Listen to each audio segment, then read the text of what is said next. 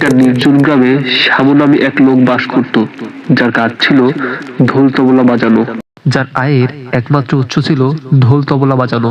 আর তার কাজ খুবই ভালো চলছিল এবং তার মালিকও তার প্রতি খুশি ছিল। কিন্তু আজকে রাতে তার কপালে কি লেখা আছে সেটা তো সে জানে না। শ্যামু বিয়ে বাড়ির প্রোগ্রাম শেষে একটা বনের ভিতর দিয়ে বাড়ি ফিরতেছিল।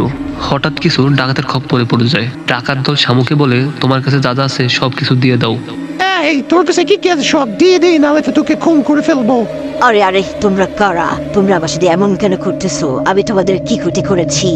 আরে তোর কানে কি তালা ঝুলিয়েছিস? আর চোখে কি জানে পড়েছে তোর? আমরা ডাকাত ডাকাত যা কিছু আছে সব দিয়ে দে, নাহলে তোকে খুন করে ফেলবো। হে, আমাদের জিজ্ঞাসা করিস আমরা কে? নে তাড়াতাড়ি কর, তোর কাছে যা যা সব বের কর দে। আমাকে দিতে দাও, আমার কাছে কিচ্ছুই নাই। ওর হাত পা ধরো আর ওকে মারা শুরু করো। তারপর ডাকাতগুলা শ্যামুকে মারতে থাকে কিছুক্ষণ ধরে, কিন্তু শ্যামুর কাছে সামান্য কয়েকটা টাকা পায়। আরে এই কয়েকটা আমাদের কিচ্ছু হবে না, ওকে ছেড়ে দিই। ঢোল বিক্রি করে দিব আমরা, আমার ঢোল নিয়ে চল। না না, তোমরা আমার ঢোল নিও না।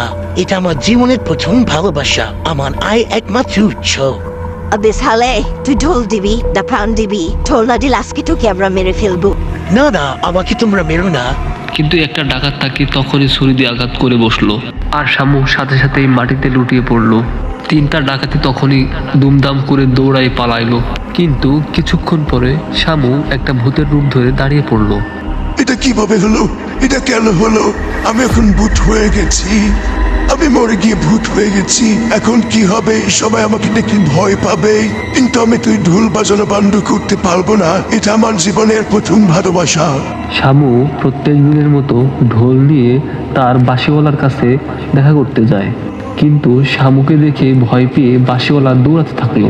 কয়েকদিন পরে শ্যামু তার মালিকের সাথে দেখা করতে আসলো। শ্যামু তার মালিককে বলল, আমি আবার কাজ করতে চাই, আমাকে কাজ করার সুযোগ দিন। কিন্তু শ্যামুর মালিক বলল, এটা কোনোভাবেই সম্ভব নয়, সবাই তোমাকে ভয় পেয়ে দৌড়ে পালাবে। কিন্তু শ্যামুকে কোনোভাবেই বোঝানো যাচ্ছিল না।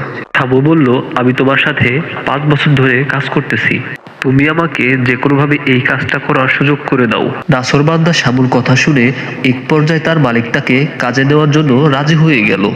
কিন্তু তার মালিক তাকে শর্ত দিয়ে দিল, বলল, তুমি ঢোল পিটাবা, কিন্তু সেটা পর্দার আড়ালে, মানুষের সামনে নয়। মানুষ যদি তোমাকে দেখে তাহলে দৌড়ে পালাবে।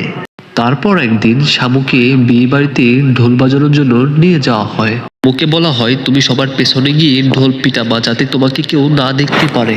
শ্যামু অনেক জোরে জোরে ঢোল বাজাচ্ছিল, সবাই তো অনেক খুশি, সবাই অনেক নাচতেছিল। কিছুক্ষণ পরে একজন বুঝে ফেললো যে ঢোল পিটাচ্ছে সে আসলে মানুষ নয়, সে একটা ভূত। অমনি সবাই ভূত ভূত বলে শ্যামুদের উপরে হামলা করতে শুরু করলো।